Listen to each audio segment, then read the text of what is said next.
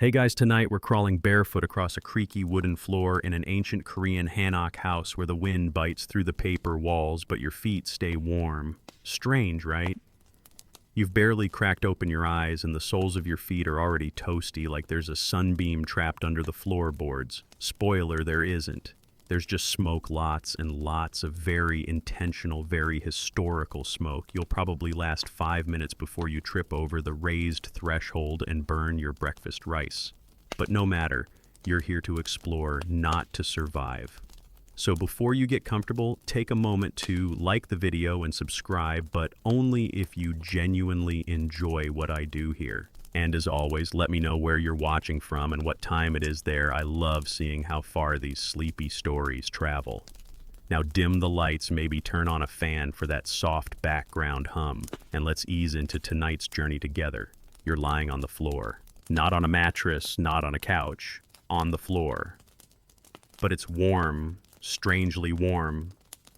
Outside, snow piles up on the stone courtyard, but the floor beneath you hums with invisible fire. You press your hand down. It's not hot like a stovetop. It's gentle low like sunlight captured in clay.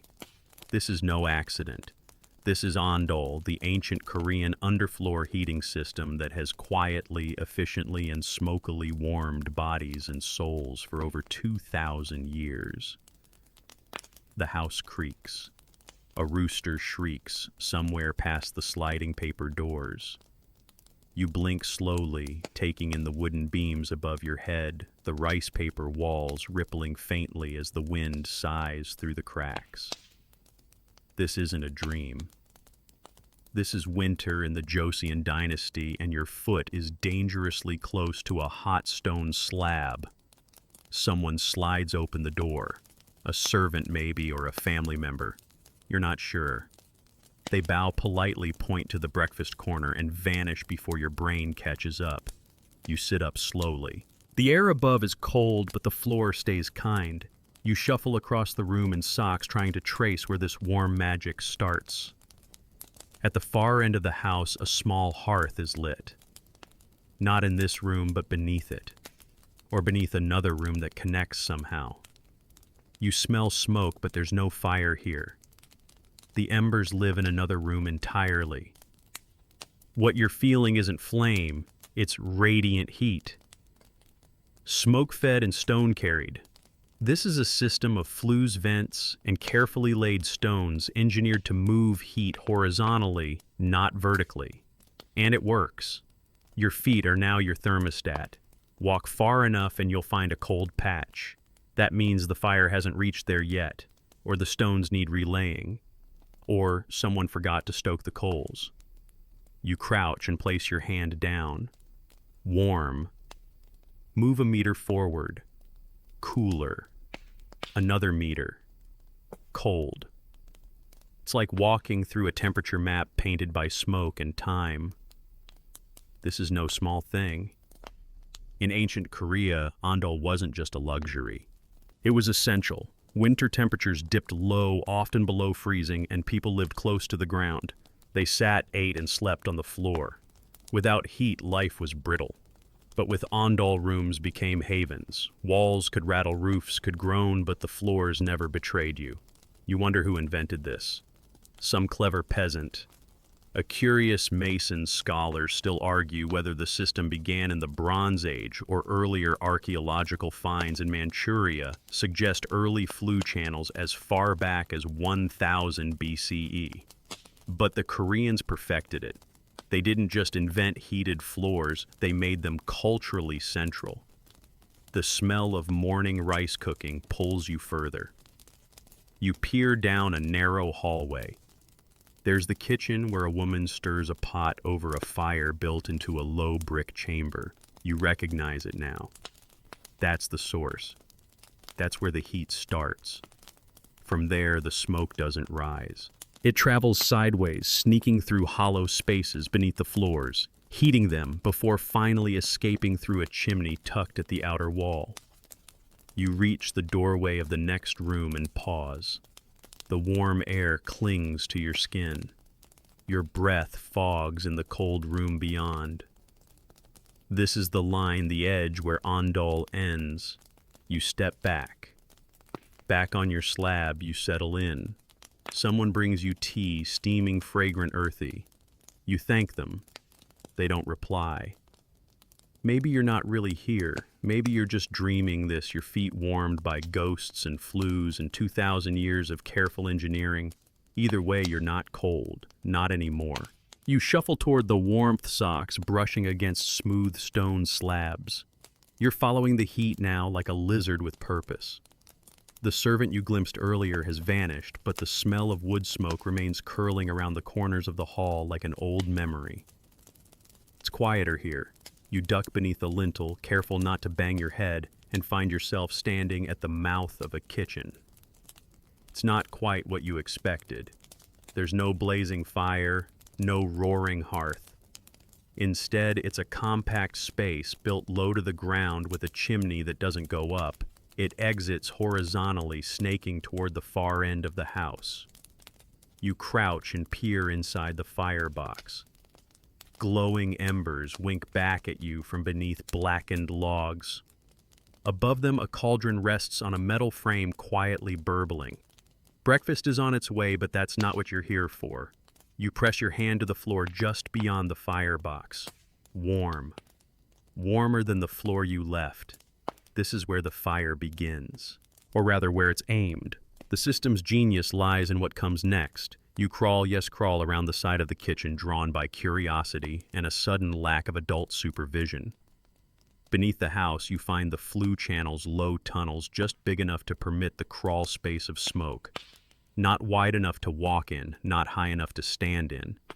They twist gently through the foundation, carved from stone or lined with clay. It's like an ancient subway for fire ghosts. This is the Gore, the heart of the Ondol system. You trace a tunnel with your eyes, watching it vanish into the floor's underbelly. The smoke travels from the firebox through this path, warming the stones above as it moves. It loses heat, gradually seeping warmth upward until it finally slips away through a chimney on the opposite end of the room. Nothing is wasted. Not the smoke, not the ash. Even the soot has a job, sometimes scraped and mixed with clay to seal gaps or mend bricks. You sit back on your heels, blinking in the dim. Someone coughs gently behind you, a reminder that crawling around foundations isn't exactly polite breakfast behavior. You return to the main hall, brushing dust from your knees. The room is warmer now. The fire's been fed. You can almost feel it moving, not as a flame, but as a presence pressing gently upward through the stone. It's like living on top of a sleeping dragon, silent, reliable, and deeply uninterested in your problems, unless you forget to feed it. Scholars still argue whether Ondol developed entirely within the Korean peninsula or absorbed elements from neighboring Manchuria and China. What's agreed is that by the Three Kingdoms period, roughly 1st century BCE to 7th century CE, it was already widespread and sophisticated. Archaeological digs reveal flue systems of surprising complexity, with curved smoke paths designed to prolong heat and prevent hot spots. They weren't just heating rooms, they were engineering comfort. You wonder who built these tunnels. Probably not the head of the household.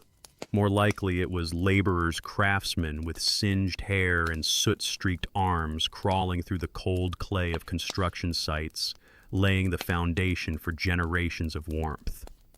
No one remembers their names, but their work lives on every time someone wakes up in winter and doesn't see their breath. Back in the hall, the aroma of rice and seaweed soup drifts through the air. You sit near the floor again, letting the warmth seep up through your spine. There's a low table beside you. A wooden spoon rests on a bowl of steaming porridge. You take a bite, then press your palm to the floor once more. Still warm, still alive. Outside, snowflakes fall. Inside, a system of stone and smoke works quietly and visibly, making the season bearable. You smile and sip your tea. Later, with your belly full and the tea warming your chest, you crawl again back toward the mystery beneath your feet. This time, you bring a candle stub in a shallow dish, careful not to drip wax on your sleeves. You slip into the space just beneath the floorboards where the real magic happens. It's not glamorous. It's dusty, cramped, and smells faintly of burnt pine. But it's a marvel. You're staring at stone slabs arranged like puzzle pieces above flue tunnels. Each slab absorbs heat differently. Some radiate warmth quickly, others slowly and evenly. Ancient builders figured this out not through equations or engineering degrees, but by watching feeling adjusting. Their science was instinct. Their lab was the family floor. You touch one of the slabs. It's warm to the fingers, but not the toes. It takes a moment for the heat to rise. The system is called gudiol, a variation of ondol common in rural homes. It's a name that means floor stones, and you start to understand why. This isn't just a heating method, it's a full-body philosophy. The warmth begins low and spreads upward, gently coaxing the body into ease. No blasts of hot air, no sudden temperature shocks, just a slow, creeping comfort that reminds you you're home.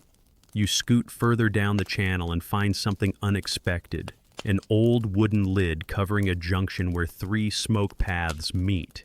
You lift it. Beneath lies a pocket of ash and soot. At first it seems useless, but this was a control point, a place where airflow could be redirected or dampened, allowing homeowners to fine-tune where warmth would go. It's the prehistoric version of a thermostat minus the digital screen and passive-aggressive arguments over settings. Historians still argue whether the use of such junction boxes was common or unique to wealthier homes. Some suggest it was a late innovation appearing in the 18th century. Others believe it's older, passed down from household to household in quiet practicality. Either way it works. You think about the materials, how nothing here is wasted. Stone holds the heat. Clay seals the cracks. Ash insulates and fills gaps. Even the smoke itself is part of the story, snaking through like a wandering storyteller, dropping warmth in each room it visits. Outside, a dog barks once, then goes silent. Wind gusts against the paper walls, rattling them like leaves. You blow out the candle. Down here in the dark underbelly of the house, it's not scary. It's intimate, like being in the lungs of a creature older than memory. You retreat slowly, brushing soot from your hands. You re-emerge, blinking into daylight, and the warmth follows you. The floor is still humming, still pulsing with quiet purpose. You press your hand down again just to feel it. It's more than warm, it's alive. And now you know how. Back in the main room, someone has laid out bedding-thin mats rolled directly onto the floor. The kind that mold to your shoulder blades and knees, softened by years of use. You lie back down, head resting near the wall, feet stretched out toward the warmest slab. There's no mattress here, no springs, but you don't miss them. This heat doesn't come from wires or vents. It comes from care. From fire tended just right. From channels carved by hands that understood stone better than most of us understand our phones. It's easy to fall asleep like this. Easy to drift into a nap with the warmth slowly climbing your back, the light flickering against the paper walls, the fire doing its job somewhere out of sight. You're not just resting. You're participating in a ritual older than most borders. You're lying on history and it's toasty. You're still lying on the floor, but now you're watching the rhythm of daily life unfold around you. The house is beginning to stir quietly, respectfully, as though everyone has agreed to let the floor lead. You notice how low everything is. The table, the chairs, if you can even call them that. Most are simple cushions or tiny stools that barely lift your bottom off the ground. It's a world calibrated to the floor, built in harmony with the ondol. A woman enters older with hair bound in a soft gray bun. She lays out a new blanket over one of the warmest spots, then kneels to press her palm to the stone. It's a test, a greeting, a form of communion. You mirror her motion. Your palms touch different stones, but the sensation is shared, heat alive but calm. Meals are served low too. You help arrange bowls of seaweed soup, pickled radish, and steamed rice across a low lacquered table.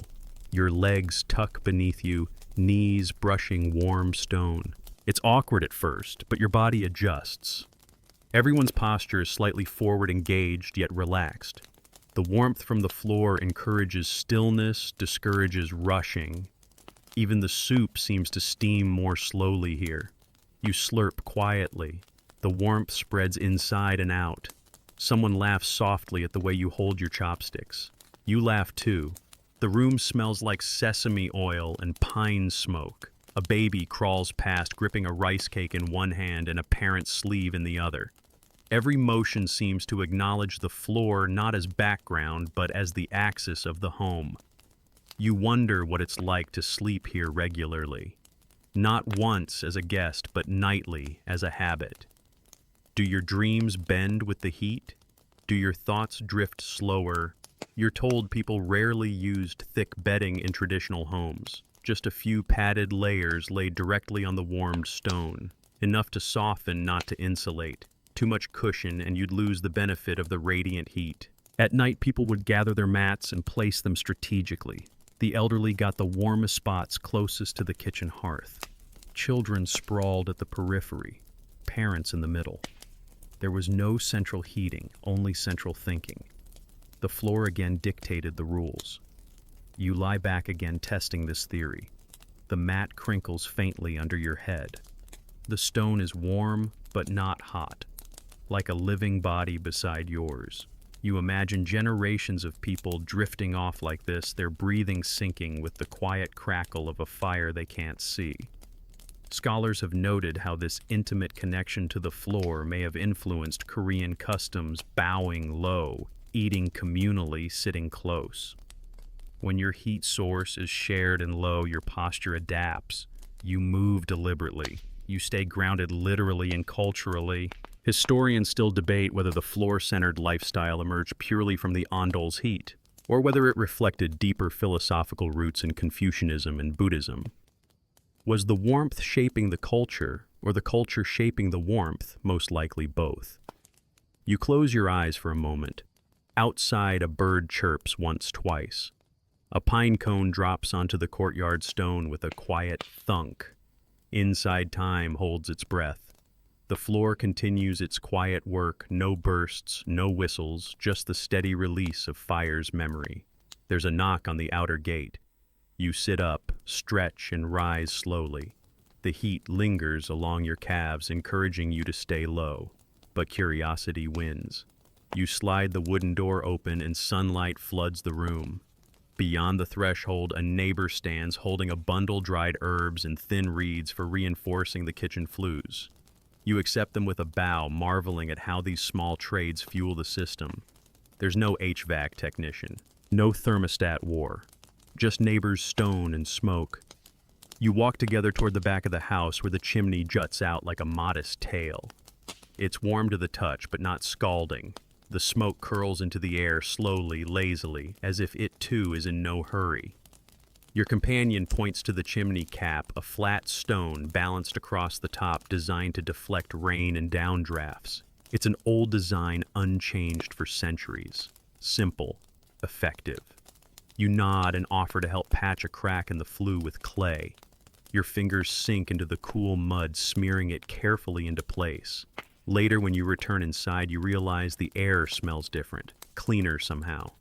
The floor's warmth is unchanged, but it feels more deserved, earned. You didn't just benefit from the system, you helped sustain it. And that changes everything. You sit again, legs folded, a soft smile settling on your face. Someone offers you more tea and you accept. As the steam rises, you press your hand once more to the floor, your favorite gesture of the day, still warm. It's late afternoon now and you step outside for a walk through the village. Your feet miss the warmth already. The courtyard stone is cold and unyielding, and you pull your sleeves down instinctively. But as you pass the other Hanok homes, you start to notice something almost every house is built in a similar way, raised slightly aligned, carefully with chimneys at the edges like stone punctuation marks. The entire village seems designed to prioritize heat that no one can see. A young boy waves at you, then disappears into his family's kitchen, smoke trailing after him like a quiet ribbon. You pause in front of a larger building, curious. Its roof tiles glint in the sun. The gate is slightly ajar. You step inside. The difference is immediate. This isn't a family home, it's a Yangban residence. Aristocratic, spacious. You move through the rooms slowly, guided by a housekeeper who seems too polite to question your presence. The ondol system here is regal. The floor stones are polished. The heating channels, you're told, are deeper and longer with multiple flue entry points, allowing better temperature distribution. You kneel to feel the warmth again. It's the same as before, but fancier. You spot the wooden panel in the floor, a maintenance hatch. It lifts cleanly, revealing soot-blackened bricks laid with geometric precision. Someone cared very much how this fire moved. The housekeeper explains that noble households had entire staffs just for fire tending, not only to stoke and manage the heat, but to ensure it stayed balanced, hot enough to comfort, not enough to crack the stone.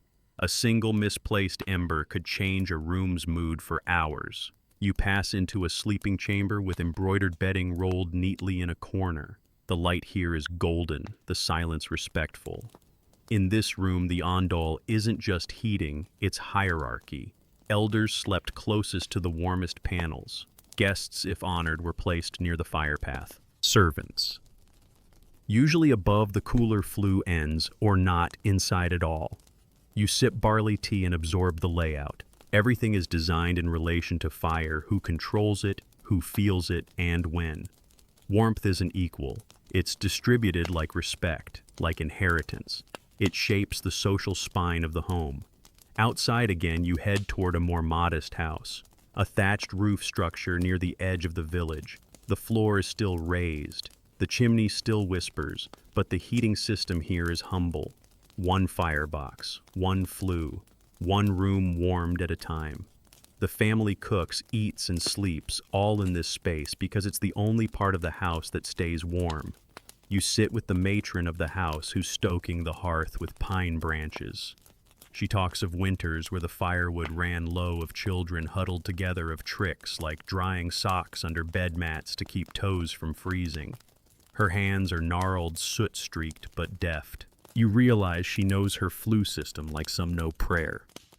Historians still argue whether class divisions were softened by the shared human need for warmth. Some say ondol created more equality, everyone had access to basic comfort. Others say it merely reinforced who got to be warmest, longest, and safest. You don't know who's right. But here, with tea in your hands and warmth under your legs, you feel the quiet dignity of this space. The heat doesn't roar, it simply persists. The sun begins to dip behind the mountains. You return to your lodging, Hanak, and it welcomes you like a slow exhale. The floor is warm again, warmer even. Someone has tended the fire in your absence. You roll out a sleeping mat and lower yourself gently. The air above is cool, but your back feels cocooned. You think about the class differences you felt today, the opulence of the noble home, the resilience of the peasant house. But here on your own slab of heated stone, it all evens out. The fire doesn't know your name, but it keeps you warm just the same. You wake early the next morning, pulled from sleep not by cold, but by sound. The gentle scrape of someone stoking embers, the low pop of wood splitting, and the hiss of water ladled into a pot. These are not disruptions, they're morning hymns. You stretch your joints, clicking like floorboards, and feel the lingering heat beneath you. The fire is still with you. You sit up and trace your fingertips along the edge of the room, following the direction of the heat. It leads you toward a corner where the stones are warmer, closer to the flue's entry point. You pause there, cross-legged, and let the warmth rise into your spine. This is how many Koreans began their day, not with showers or sirens, but with floor heat and steam. The chimney's subtle exhale continues, steady and faint. You step outside to investigate its journey. The chimney is squat and narrow, its top capped with a flat stone that balances like a lazy lid. The smoke drifting from it is pale, almost decorative, curling against the crisp morning air. You follow its path in reverse, retracing the route smoke takes beneath the house. Through the kitchen, down through the firebox, and into the series of underground flues you've now begun to understand. Each turn it takes is a calculated choice. More bends mean more heat absorbed before escape. Too many, and smoke backs up. Too few, and the heat races out before doing its work. Balance. Always balance. You wonder how people learn this. Trial and error, perhaps. Or whispered advice passed down in kitchens and construction yards. You remember the woman from yesterday, fingers black with soot, telling you where to lay extra reeds to prevent winter drafts. In another house, a repairman is checking the chimney. You're invited in quietly and watch him work. He brushes soot from the flue walls, checks for cracks, then seals a hairline fracture with a mix of clay and crushed oyster shell. It's a common fix, he says, long-lasting and fireproof. You nod, pretending you knew that already. Chimneys are more than vents. They're the safety valves of this whole system. Without them, smoke would pool beneath the floor, suffocating the room or causing slow poisoning. You recall that eerie feeling of warmth mixing with the ghost of smoke. In some superstitions, lingering smoke was seen as an omen or even a spirit made manifest. People told stories of ghosts that traveled the flues carried by smoke from one house to another. You don't believe in ghosts. But as you crouch by the chimney's base and press your ear to the stone, you do hear something, wind maybe, or the faint whisper of air through clay. Either way, it makes you shiver. Back inside, you notice how the chimney connects with the house's emotional rhythm. When it works well, the household hums meals, cook faster, bedding stays warm, tempers stay low. When it clogs or cracks, things unravel. You learn this isn't just heating, it's harmony. A system that links kitchen, hearth, floor, and sky. Historians still argue about the origin of the chimney cap design. Some claim it dates back to early Buddhist monasteries where the flue paths mirrored spiritual pathways, smoke symbolizing the soul's journey skyward. Others say it's purely functional, born of a desire to keep rain out and drafts down. You decide both could be true. After all, fire is practical and poetic. The morning brightens. You drink barley tea again, this time near the chimney, watching the last tendrils of smoke rise into the air. You wonder how much warmth has passed through this house. Enough to comfort thousands of sleepers, dry socks, warm rice, and hush, crying babies. You finish your tea head warmed from below and decide to write a letter by the chimney's warmth. It seems like the sort of spot where thoughts rise more easily. The ink flows smoothly. Your toes stay toasty. This you think is luxury. It's just after lunch when you first hear the tale. You're sipping soup with an elder, one of those silver-haired storytellers, who speaks slowly as if drawing warmth from the floor itself. She asks if the andal kept you warm last night. You nod, smiling. Then she leans forward, lowers her voice, and tells you about the spirits. They say she begins that old smoke carries more than heat. You pause, spoon midair. She continues, weaving a tale of houses that remembered arguments, laughter, even death's memories soaked into stone and clay, only to be released again when the fire was lit. According to her, a house that had known sorrow would give off a colder warmth. The andal would work technically, but it would never feel comforting. Not really. You listen politely. But later, walking barefoot across the slabs again, you can't help but wonder, can warmth have mood? Some families thought so. They'd perform rituals before rebuilding a floor, sweeping not just dust but bad luck from the flues. A cracked slab wasn't just structural, it was symbolic. A break in memory. A ghost's door. You smile at the thought. Floor ghosts. Who knew? You ask around. Others have stories. A child who refused to sleep on one side of the room. A kitchen that never seemed to heat evenly after a family quarrel. A fire that sputtered out at the exact moment of a death anniversary. Coincidence, probably. But these stories persist not in textbooks, but in whispers, in sighs shared over tea. Historians still argue whether these beliefs were purely superstitious, or if they reflected deeper psychological truths about how people relate to their homes, their ancestors, their memories. Was the ondol a mirror? A mood ring made of fire and stone? You're not sure. But when the wind howls down the mountain that night and you feel the heat falter slightly, you do pull your blankets tighter.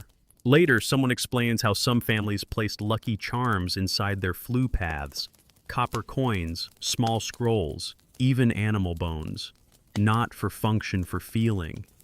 The belief was that these offerings would anchor warmth, prevent misfortune, invite harmony. You imagine crawling under a house and finding a coin inscribed with a forgotten wish. You'd leave it alone, let it keep doing its job.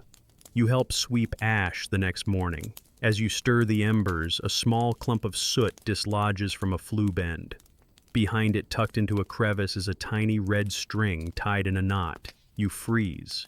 You weren't expecting actual proof. You don't touch it. Just peer at it, bow slightly, and continue your work. Whatever it is, ghost deterrent, good luck spell, or forgotten child's trinket, it belongs to the floor now, to the story. You notice over the next day that your own movements begin to shift. You step more lightly. You pat the stones before sitting. You listen not just for temperature, but for mood. The floor, once just warm, now feels like a presence. Not conscious exactly, but aware. As if it's noticed your respect and decided to return it.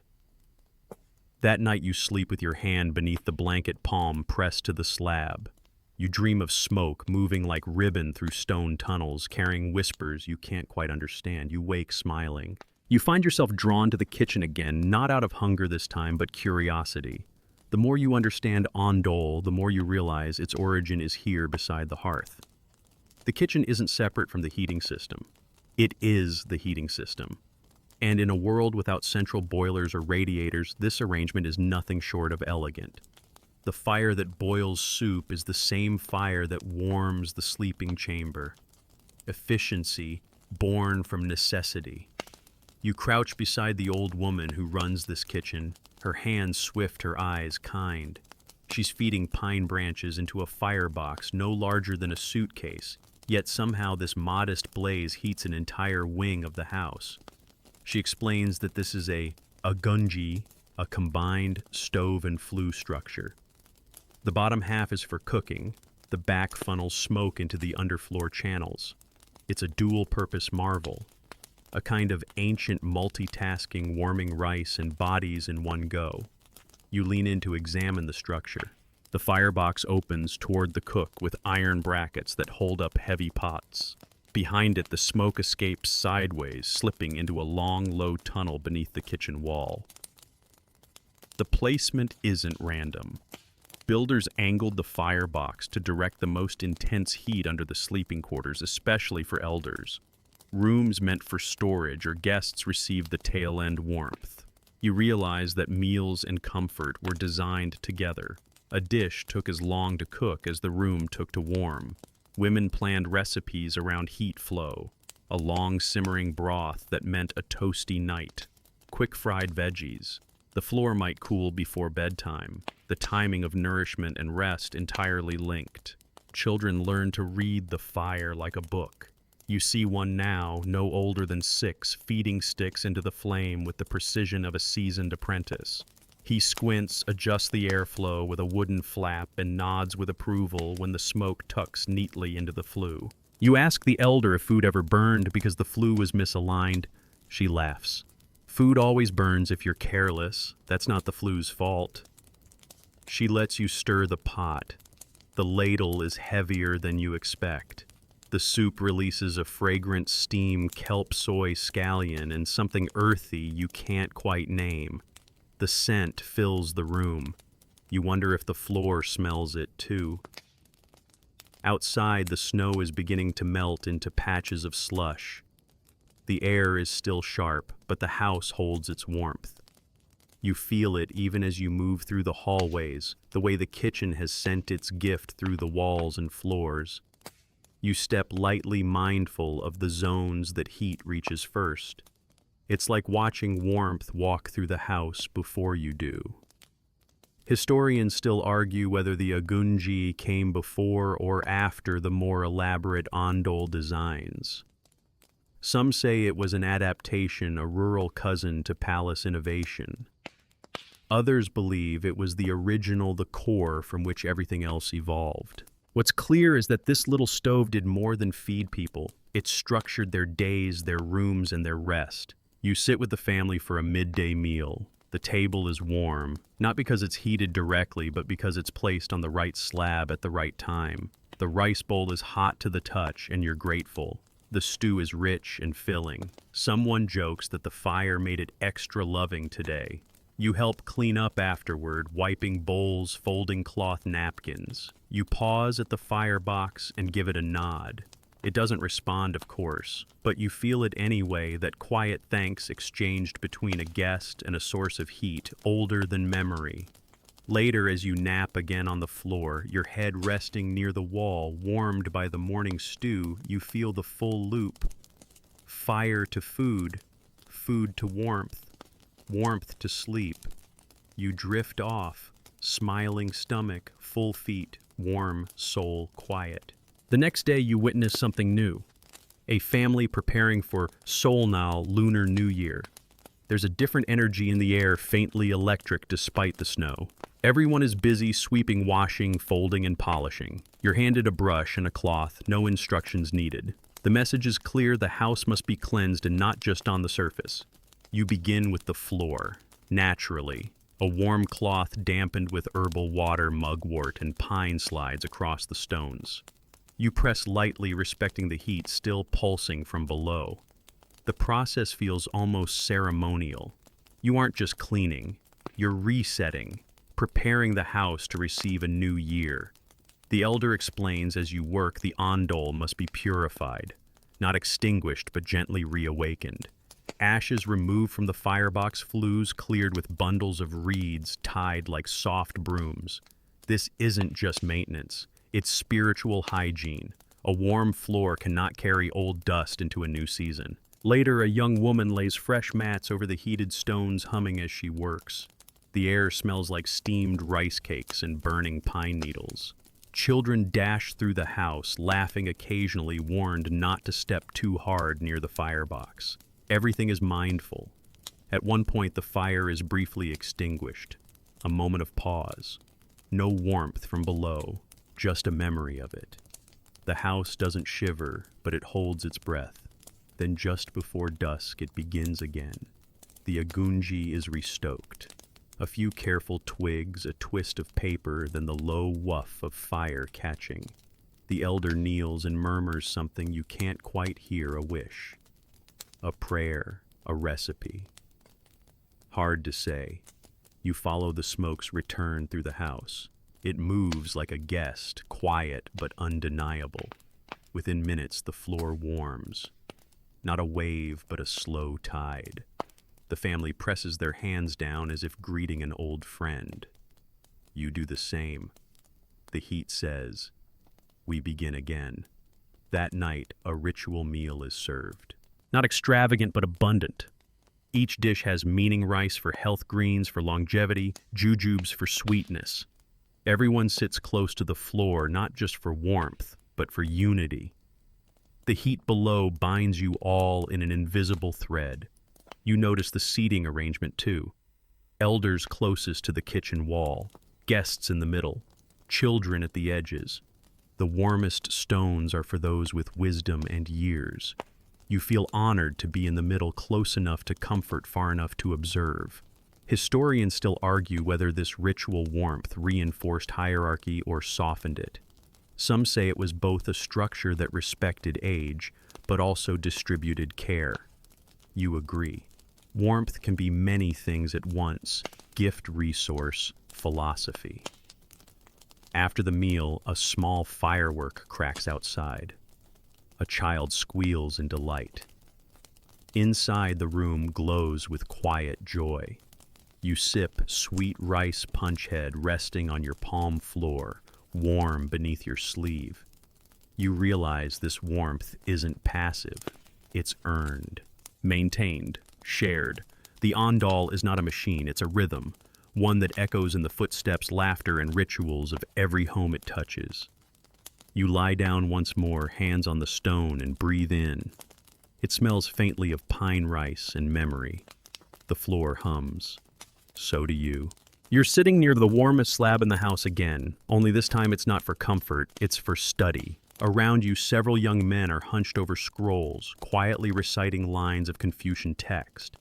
Their breath fogs faintly in the air above, but their hands remain steady, thanks to the heat radiating through the floor. These are scholars preparing for the Guagio, the Royal Civil Service examination. And they're doing it with warm feet. This isn't a schoolhouse in the Western sense. It's a scholar's study known as a seodang, and it operates on warmth and discipline. You're told that some scholars stayed indoors for weeks during the winter months, memorizing passages by the hour while relying on ondol to keep their fingers supple and their thoughts coherent. You settle next to one of the students and glance at his scroll. It's filled with dense characters flowing like streams across the page. He doesn't look up. He's too deep in the rhythm of learning, paced by the slow exhale of the flu. Every hour or so, someone disappears to check the firebox, one of the few accepted breaks. The floor has become part of the pedagogy. You notice how the scholars arrange themselves closer to the warmest stones in the morning, shifting positions as the heat travels. It's like chasing the sun across a mountain, but indoors and underfoot. There's a method here, a discipline born of centuries. Someone hands you a brush and an inkstone. You're invited to try. You kneel, and the first thing you notice isn't the difficulty of the calligraphy. It's the steady warmth beneath your knees, calming your nerves, slowing your breath. Your strokes aren't perfect, but they're deliberate, anchored. The elder overseeing the group walks with slow, soft steps, barely disturbing the quiet. He explains that heated floors were seen as ideal for study, not just for comfort, but for the balance they offered. A warm body, a cool mind. Too hot and you doze. Too cold and you shiver. Ondol gives you that golden mean. He speaks of a scholar from centuries past who refused to take the royal exam in summer because his thoughts were less clear without heated floors. Whether true or not, the story has been passed down as proof of Ondol's power not just to warm, but to focus. You sip barley tea again. A common thread, it seems. It keeps appearing in your hand like a character in a dream. The tea is lukewarm now, but the floor has held steady. You think about your own school days, the fluorescent lights, the plastic chairs. This is different, grounded, human. Historians still debate how much the ondol contributed to Korea's scholarly traditions. Some say it was peripheral, a convenience, not a cause. Others argue that the culture of low-seated discipline, of calm focus and shared space, couldn't have taken root without this architectural ally. You lean back, spine warmed, and decide that whatever the role, it was meaningful. You've seen the rhythm now. Fire in the kitchen, smoke in the flue, heat under the floor, calm in the scholar. It's a perfect loop. As the sun sets, the scholars roll up their scrolls, bow to the elder, and scatter to their respective homes. The room empties, but the heat lingers. You press your hand to the slab one more time before you leave. It feels like knowledge. Or at least like the best place to receive it. You're walking through a compound now that feels off. Not quite traditional, but not entirely foreign either. It's a mission school Western design with Korean materials. Late 19th century. The walls are higher, the doors broader. But when you step inside, your feet register something familiar. Warmth. Subtle. Steady. Ondol.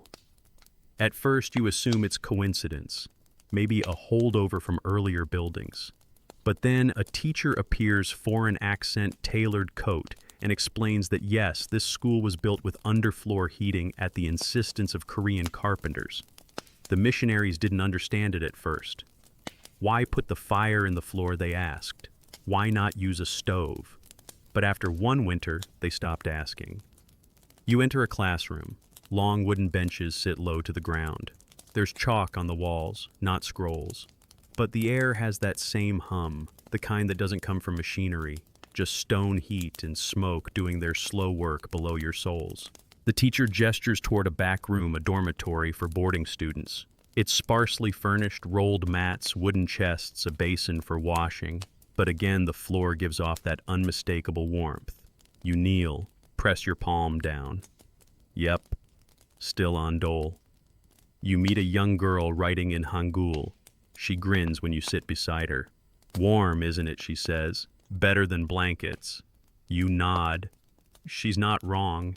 You remember nights back home where heat came from vents that hissed and clicked and never quite reached your toes. This floor, in contrast, doesn't boast. It supports. It doesn't cycle on and off. It stays. The teacher tells you that over time, even the Westerners requested on-dole rooms, not for cultural reasons, just because it worked. Some missionaries kept journals. One wrote of the strange comfort of sleeping on the ground like a cat near a fireplace and waking without a single cold bone. Another noted how classroom discipline improved during winter months, less fidgeting, fewer complaints. Warm floors, they guessed. Historians still debate whether these foreign interactions changed on-dole or merely exported admiration for it. Some say hybrid models emerged, combining Western chimneys with Korean flue designs. Others argue it was a brief novelty soon replaced by radiators and boilers. But here in this schoolhouse, you see the legacy under your feet. You walk past a display of old student notebooks. Some have doodles. Others meticulous script, all written cross-legged on warm stone. There's something humble and human about it.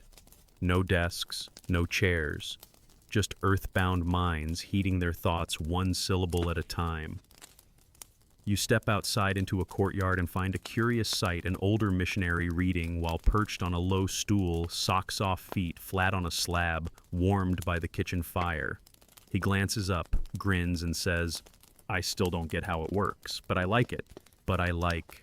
You smile. That seems to be the consensus. That night back in your Hanok, you imagine those early teachers and students doing just what you're doing now, sinking into sleep on a heated floor. The day's lessons softened by fire and stone. The stars twinkle cold above. But your floor tells a different story, and it's still warm. It's decades later now, at least in the story you're walking through. The houses are taller, the tiles sharper. There are cars in the alleyways, neon signs buzzing in the distance. And yet as you step into a sleek, concrete apartment, the floor greets you the same way it did back in the Hanok, with heat. This is a new world, a 1970s Seoul high-rise. Gone are the wood beams and paper doors. In their place, drywall, metal-framed windows, plastic fans. But you remove your shoes at the door like always, and your socked feet meet warmth familiar but different. The building manager explains. The system now is beton on-dole concrete floor heating. The principle remains heat from below rising up through the surface. But the fire is gone, replaced by hot water pipes coiled like veins beneath poured concrete. A boiler hums in the utility room. Press a button and warmth flows. You kneel. The floor lacks the gentle scent of pine smoke. No wood ash here. But it's effective, more consistent, easier to manage. Families can now control room temperature. Mothers no longer stoke coals before dawn. A convenience, yes, but also a shift. You ask the manager if something's been lost. He shrugs. We miss the fire, but not the danger. Fair. There were risks, carbon monoxide chimney blockages, flue cracks. Accidents happened. Lives were lost. The new system is safer, especially in compact city living. You tour more units. In each, the floors are warm. The kids sprawl in t-shirts despite the frost outside. An old woman smiles as she folds laundry directly on the ground. Still better than any chair, she says. Her voice has that confident tone of someone who's seen centuries move through the soles of her feet. You see how the design has adapted. Modern on-dole floors are segmented, different rooms, different settings. Some families warm only the bedrooms. Others keep the kitchen cold for freshness. There's choice now. Modularity. A floor that listens. Historians still debate whether this evolution of Ondol marks a break from tradition or its modernization. Some argue the spirit remains warmth, closeness to the earth, communal rhythm. Others claim the magic faded with the last puff of real smoke. You think it's both.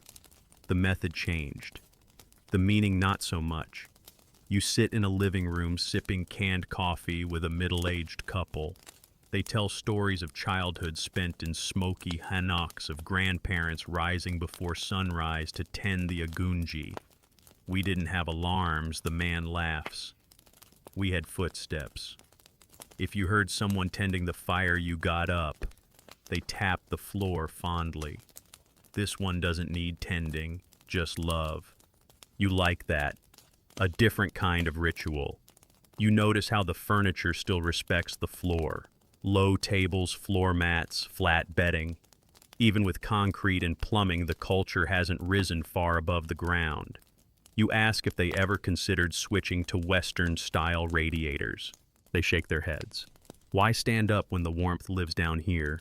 Night falls. The apartment dims. Outside, the city buzzes. Inside, the floor glows not visibly, but you feel it. A slow, steady breath beneath you. You lie back on a heated mat, close your eyes, and imagine 1,000 homes stacked above and below, all warmed from the ground up. The fire's gone, but the warmth remains, so do the dreams. Ooh. You're walking through the edge of a pine forest now, not for leisure but for fuel. It's the 1940s, maybe 50s, resources are tight. A boy walks ahead of you carrying a woven basket on his back. It's filled with kindling bark and pine cones. Every piece counts. His family's fire depends on it. This is the other side of Ondol, the one you haven't seen yet. The side that's hungry. You arrive at a home near the forest's edge.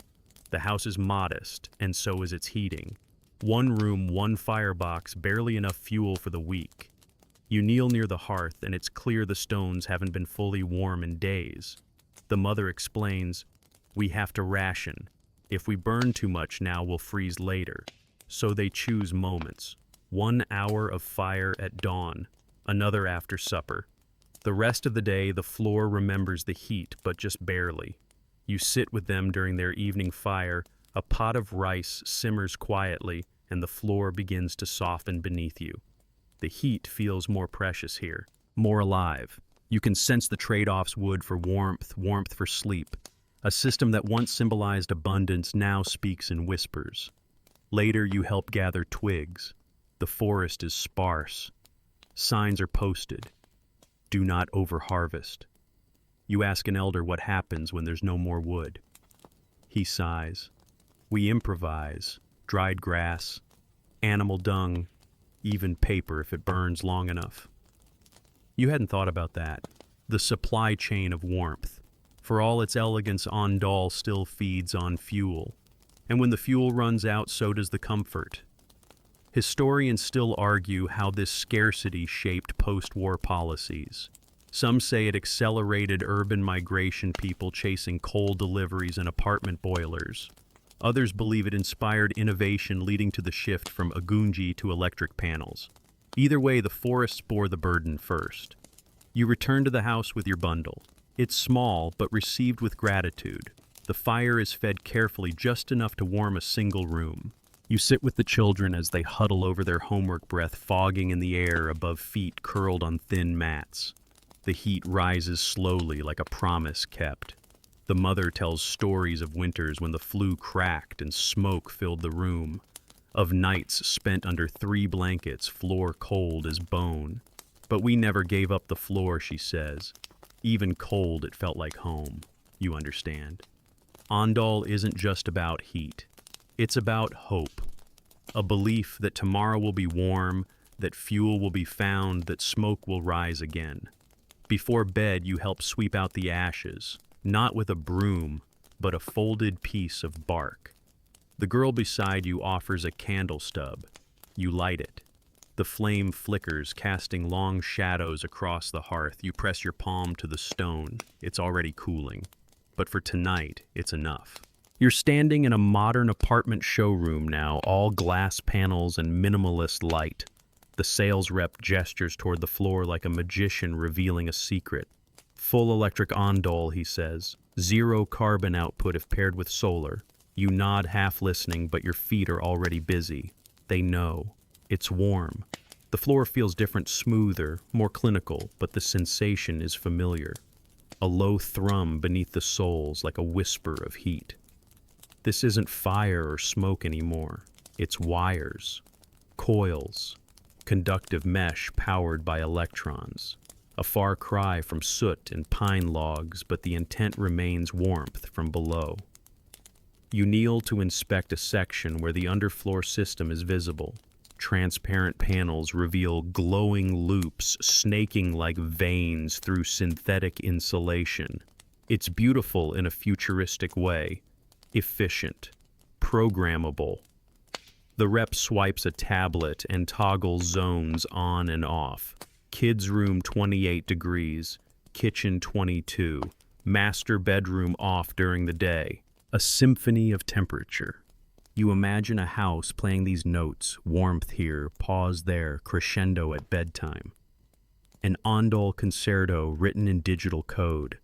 Still you wonder what's lost when the fire is gone. No crackling wood, no smoke-scented air, no hearth to kneel beside, just panels, screens, quiet efficiency. You're invited to visit a family who's lived with electric ondol for a decade. Their home is clean, bright, full of low furniture and warm surfaces.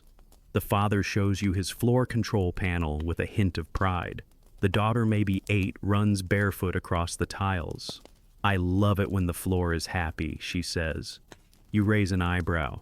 That's what we call it. When it's warm, it means it's smiling. You smile too. They serve you citron tea on a heated mat. No smoke, no fire, but the comfort is real. The warmth is quiet even. You begin to understand the shift, not just technological, but emotional. It's not about nostalgia. It's about continuity. Historians still argue whether the move to electric ondol is the final phase or just another chapter. Some fear a disconnect from tradition. Others argue the spirit of ondol was never about fire, it was about design, living close to the earth, sharing warmth, being mindful of comfort. You walk through the rest of the home noticing the details. Wall hangings, still low bedding, still stored in closets, not raised on beds. The floor remains the center. It's changed, but it still matters. Later you sit quietly in a corner room floor set to 26 degrees C. You stretch out on a cotton mat, palms flat against the tile. The heat comes gently, steadily. No roar, just presence. You imagine the ancestors, the fire tenders, the flue crawlers, the soot-streaked hands that once kept families warm. Would they scoff at this clean convenience? Or would they sigh in relief? No more gathering branches, no more cleaning chimneys, just warmth on demand. You like to think they'd smile, because the point was never the method, it was the result, and this result still warm, still home. You're back where you started now, barefoot in a hanok, the fire already lit. The floor greets you like an old friend. No buttons to press, no panels to program, just the steady whisper of warmth moving through stone and clay. You lie down, mat under your shoulder arm, resting lazily across your chest. Outside, the wind knocks gently at the paper doors. Inside, nothing needs tending. Everything just is. You reflect on the journey stone slabs under emperors and peasants alike. Fire stoked by mothers, monks, and engineers. Floors that carried history not in words, but in warmth. You remember the cracked flues, the careful rituals, the smoke curling like a story too shy to speak. The house is silent, but not empty. Every crack, every slab, every faint pop of heat expanding through the floor, these are the voices now. They don't speak in syllables, they speak in comfort. You shift slightly, feet brushing a warmer patch. Someone must have added a log earlier. Or maybe it's just the memory of heat. You smile. Hard to tell the difference anymore. The warmth isn't uniform, it never is, but it's present, enough to remind you you are held, cradled by something ancient, something built with hands that knew stone, knew soot, knew the quiet logic of heat. The wind down begins here. Let the pace slow. Let everything settle. Your breath lengthens.